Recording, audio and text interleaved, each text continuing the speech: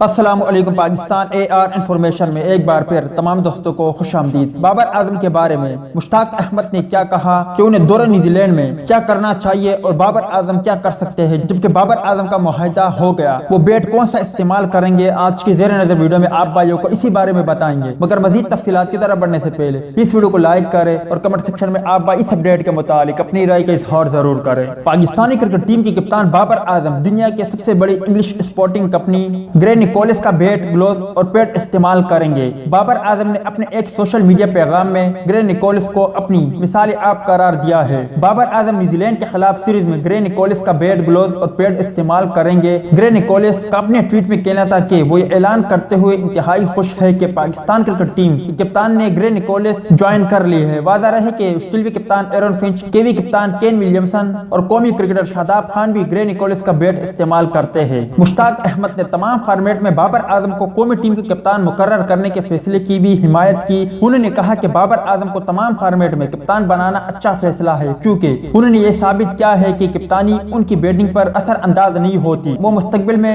ایک عظیم کپتان بننے کی صلاحیت رکھتے ہیں اور اب تک بطور کپتان اچھے فیصلے کیے ہیں۔ یاد رہے کہ مشتاق احمد نے کہا ہے کہ نیوزی لینڈ اپنے ہوم گراؤنڈ پر خطرناک ٹیم ہے اور یہ دورہ پاکستان کے لیے آسان نہیں ہوگا۔ اس دورے میں قومی ٹیم کو ذہنی طور پر مضبوط ہونا ہوگا اور کامیابی کے لیے پوری ٹیم کو شکست کا خوف دل سے نکال کر کھیلنا ہوگا۔ انہوں نے مزید کہا کہ دورہ نیوزی لینڈ میں بابر اعظم سے بڑی امیدیں وابستہ ہے۔ بابر اعظم دورہ نیوزی لینڈ میں اچھی سے اچھی کارکردگی کا مظاہرہ کرتے ہوئے پاکستان کو نیوزی لینڈ کے خلاف فتح سے ہمکنار کرنے کی پوری کوشش کریں گے۔ امید ہے دوستوں کہ آج کی ویڈیو بھی آپ کو پسند آئی ہوگی۔ ٹیک کیئر، بائے بائے، اللہ حافظ۔